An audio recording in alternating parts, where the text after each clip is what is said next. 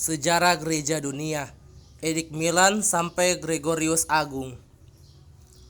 Pendahuluan, sejarah gereja bukan suatu tulisan yang tidak berlaku atau yang sudah usang, tetapi sejarah gereja memiliki peranan penting untuk dipelajari.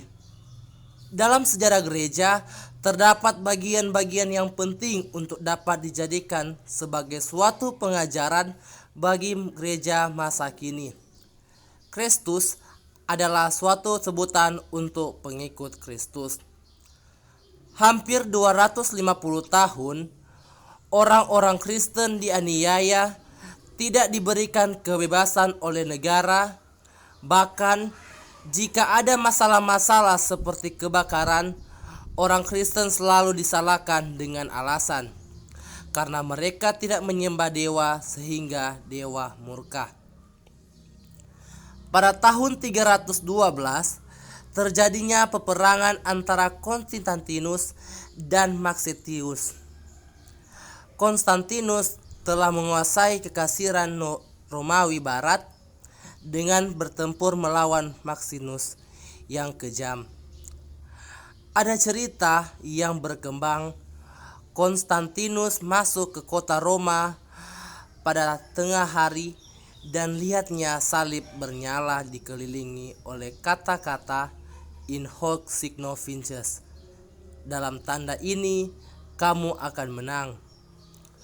Malam berikutnya, Kristus menampakkan diri kepada Konstantinus dalam mimpi, berkata kepadanya agar mengadopsi salib Kristen sebagai norma daripada Garuda Romawi. Konstantinus memerintahkan agar monogram Kristus Xiro digambarkan pada perisai para tentaranya dan menjadi norma. Dibuat salib, dimunculkan dalam perang. Setelah mengikuti perintah-perintah Kristus lewat tulisan, pada saat perang Konstantinus mengalahkan Maxentius di jembatan Mivian dekat sungai Tiber. Setelah utama Roma, Maximus dan ribuan tentara tewas di perairan Tiber. Pada saat Konstantinus berkuasa, ia memberikan kebebasan kepada gereja untuk berkembang. Hal ini terbukti dengan terlibatnya tahun 313 Edik Milan dihasilkan oleh Kaisar Konstantinus dan Licinus. Edik Milan sangat berpengaruh bagi kebebasan gereja untuk melaksanakan kegiatan ibadah-ibadah. Arti edik adalah perintah yang dilakukan oleh penguasa. Milan adalah negara Roma, tempat yang memerintahi Romawi berkuasa. Dengan keluarnya Edik Milan ini oleh Konstantinus dan Licinus, penguasa kekaisaran Romawi memberikan secara harapan dalam kebebasan dalam melaksanakan ibadah. Selanjutnya kita akan melihat isi dari Edik Milan. Isi Edik Milan yaitu: yang pertama, menetapkan prinsip kebebasan beragama dan beribadat bagi semua agama, termasuk agama Kristen. Yang kedua, menarik kembali undang-undang yang melawan orang Kristen. Yang ketiga, mengembalikan kepada gereja semua rumah ibadat dan harta benda yang pernah disita negara. Yang keempat, mengembalikan praksis dan mentalisasi sekular. Yang kelima, menegasi negara sebagai pihak yang berhak menetapkan suatu agama kepada warga negara. Singkatnya, Edik Milan mengembalikan kebebasan suara hati dan sivilisasi negara. Setelah dikeluarkannya Edik Milan, kedua kaisar Konstantinus dan Licinus dalam tahun 313 membagi kekaisaran Roma menjadi dua dan sepakat untuk melindungi kekristenan. Motivasi yang mendorong pembagian ini berkaitan dengan pertobatan kaisar ke dalam kekristenan. Pada tahun 326, Konstantinus memindahkan ibu kota kekaisaran dari Roma ke Konstantinopel. Pembinaan ini berakibat penting bagi sejarah gereja. Di satu pihak, hal itu mempermudah perkembangan otoritas uskup Roma. Uskup Roma kemudian memang hanya memiliki otoritas dalam kota yang tua. Di lain pihak, muncullah dukungan kepada uskup Konstantinopel atau Roma kedua. Konsekuensi-konsekuensi dari kemenangan Konstantinus atas Maxentius sangat besar. Allah orang-orang Kristen mengalahkan berhala-berhala Maxentius dan Roma di bawah kepemimpinan Kaisar Konstantinus pertama lebih cenderung pada kekristenan daripada paganisme. Ketika Konstantinus mengalahkan Kaisar Romawi Timur Lisinus pada tahun 324 dan menjadi satu-satunya penguasa atas Kekaisaran Romawi Barat dan Timur, dia membangun gereja-gereja Katolik yang megah dan membantunya secara berlebihan serta memberikan hak milik atas tanah. Selama periode ini, Konstantinus mulai berperan lebih aktif dalam urusan gereja Katolik serta memperkuat kekuasaan dan pengaruh para uskup Katolik Roma. Korban kepada berhala-berhala dihapus ketika Konstantinus menyatakan keinginannya secara terus terang untuk mempertobatkan segala sesuatu kepada kekristenan. Berkenaan dengan sejarah gereja, politik Konstantinus berakibat besar setelah kematiannya. Tahun 336, Sapor kedua dari Persia berperang melawan Konstantinus. Konstantinus berniat untuk memimpin sendiri pasukan perangnya, akan tetapi pada saat itu ia terserang penyakit. Ia meninggal di Nikomedia pada tanggal 22 Mei 337 sebagai panglima dan sebagai pemimpin negara. Dalam sakratul mautnya, ia menerima sakramen pembaptisan dari Eusebius, seorang uskup Arian. Perbuatan terakhirnya, ia meminta maaf kepada mereka yang diperlakukannya secara kasar dan tidak adil dan berdoa untuk mereka semua serta berterima kasih kepada Tuhan. Sejak saat pertobatan Kaisar Konstantinus pertama, ia menjadikan Kristen sebagai agama formal Romawi. Harus diakui bahwa dengan munculnya Konstantinus dalam panggung sejarah telah memungkinkan banyak perubahan dalam kehidupan gereja. Pertobatan kaisar tersebut memiliki sisi positif dan sisi negatif yang sangat berpengaruh bagi gereja. Sebelum wafat pada 22 Mei 337, Konstantinus telah membagi wilayah kekuasaannya kepada ketiga anaknya, yaitu Konstantinus kedua 21 tahun, Konstantinus kedua 20 tahun, Konstans 14 tahun, dan kedua keponakannya Dalmatius dan Hannibalianus. Slide berikutnya, munculnya bid'ah. Bid'ah baru yang disebut Arianisme mulai tampil selama pemerintahan Konstantinus I yang menjadi ancaman serius bagi kesatuan orang Katolik. Arianisme sesuai dengan nama Arius, tahun 256 sampai 336.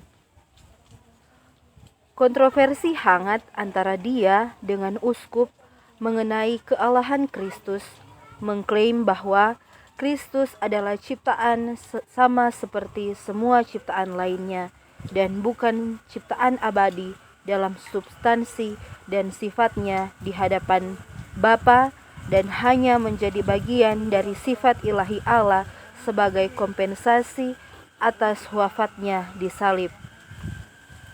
Kerenggangan berkembang dalam gereja Katolik berkaitan dengan sifat Kristus yang benar. Arius mendirikan hierarkinya sendiri dari para uskup dan gereja-gereja Arian yang skismatik, khususnya di Kekaisaran Romawi Timur.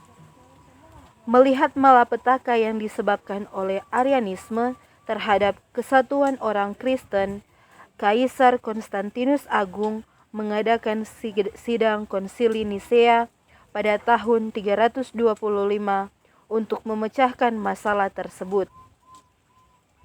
Selama pertemuan, Konsili Katolik Nisea mengutuk Arianisme sebagai bid'ah dan dalam konteks Kredo Nisea memproklamasikan sikap resmi gereja bahwa Kristus diperanakkan, bukan dijadikan oleh Bapa. Hukuman dijatuhkan kepada Arianisme dan tidak lama setelah penutupan Konsili Nisea, Arius dan para pengikutnya dibuang ke Iliria. Konsili Nisea gagal membasmi Arianisme. Kenyataannya, Arianisme tetap menarik perhatian. Arianisme ingin menghancurkan kesatuan orang Kristen. Konstantinia, saudara perempuan Konstantinus, adalah Arianis yang fanatik dan mempunyai pembimbing rohani Arian yang jahat, Uskup Eusebius dari Nikomedia, yang seperti Arius dibuang ke Iliria setelah Konsili Nisea. Imam yang ditugaskan oleh Uskup Eusebius sebagai pembimbing rohani Konstantinia adalah pengikut bid'ah Arian lainnya. Sejarah mencatat bahwa ketika Konstantinia meninggal, dia merekomendasikan imam Arian baru tersebut agar memperhatikan saudara laki-lakinya, dan sudah lama dia meyakinkan Kaisar Konstantinus bahwa Arius bukan seorang bid'ah. Hasilnya, Konstantius memanggil Uskup Eusebius dan pengikut Arian lainnya kembali dari pembuangan pada tahun 334 dan menempatkan kembali posisi Arius ke posisi semula dalam imamatnya. Masalah-masalah yang lebih buruk bagi gereja Katolik muncul. Tindakan akhir Konstantinus sebelum meninggal pada tahun 337 adalah dibaptis oleh Uskup Arian Eusebius. Sebagai akibat dari dukungan Konstantinus terhadap Arianisme, kerenggangan yang terjadi antara pengikut Arian dan orang-orang Katolik selama 40 tahun diperbaharui lagi, dan para pendukung Arianisme, khususnya di timur di bawah kepemimpinan Konstantinus II yang diakui sebagai Arianis, merasa menang atas orang-orang Katolik Ortodoks. Kasih sayang Allah kepada umatnya sangat luar biasa. Buktinya, Yesus Kristus memberikan kemenangan-kemenangan iman kepada orang Katolik Ortodoks dalam diri Santo Athanasius, Santo Basilius, Santo Gregorius dari Nisa, dan Santo Gregorius dari Niazans. Hasil dari usaha heroik mereka dalam mempertahankan iman yang satu dan benar melawan Arianisme adalah pada tanggal 28 Februari tahun 380 Masehi, Kaisar Gratianus di barat dan Theodosius di timur mengeluarkan dekrit uniformitas yang menghapus semua toleransi Arianisme dan paganisme, menandai bersatunya kembali antara gereja barat dan gereja timur di bawah iman Katolik Ortodoks. 1 tahun kemudian, Konsili Konstantinopel I menghukum Arianisme dan menegaskan kembali Credo Nisea. Korban-korban kepada berhala dilarang dan semua kuil pemujaan berhala ditutup untuk selamanya. Muncullah rumah-rumah besar yang dipakai berdoa bagi orang Katolik, dan kubu paganisme terakhir, sekolah filsafat Athena, ditutup oleh Justinus Agung pada tahun 529. Demi semua tujuan itu, pada akhir abad keempat, Arianisme dan paganisme dikalahkan oleh Kekaisaran Romawi. Abad kelima dilihat sebagai munculnya kembali bid'ah-bid'ah yang lebih baru. Konsili Ekumenis Efesus pada tahun 431 menghukum bid'ah baru, Nestronianisme, yang menyangkal kesatuan sifat ilahi dan manusiawi dalam pribadi Yesus Kristus. Kaum Nestronian mempertahankan bahwa Yesus bukan Allah, bahwa Allah hanya tinggal dalam dirinya seperti sebuah kuil, dan bahwa Maria bukan bunda Allah. Konsili Efesus juga menghukum bid'ah Pelagianisme yang mengatakan bahwa manusia dengan kekuatan dan kehendak bebasnya sendiri dapat menjadi tidak berdosa dan menjadi seperti anak Allah, bahwa dosa Adam dibersihkan dan tidak meninggalkan noda dosa asal dalam diri semua manusia, bahwa kita dilahirkan bebas dari dosa seperti Adam dan Hawa, bahwa manusia dapat melakukan sesuatu yang dilakukan Allah, bahwa kita tidak membutuhkan penebus sebab hukum Musa cukup menyelamatkan kita, bahwa ada orang-orang yang tidak berdosa di hadapan Kristus, bahwa kita tidak membutuhkan rahmat Allah demi keselamatan, dan bahwa Petrus tidak mempunyai otoritas atas para rasul lainnya. Bid'ah baru lainnya disebut monofisitisme, dihukum oleh Konsili Kaledon pada tahun 451. Bid'ah ini menyangkal kemanusiaan Kristus dengan mengklaim bahwa dia mempunyai sifat ilahi tetapi bukan sifat manusiawi. Karena monofisitisme, muncullah bid'ah baru yang disebut monotelitisme, yang mengemukakan bahwa Kristus hanyalah seorang pribadi. Dia hanya mempunyai satu kehendak daripada dua kehendak, yang ilahi dan yang manusiawi.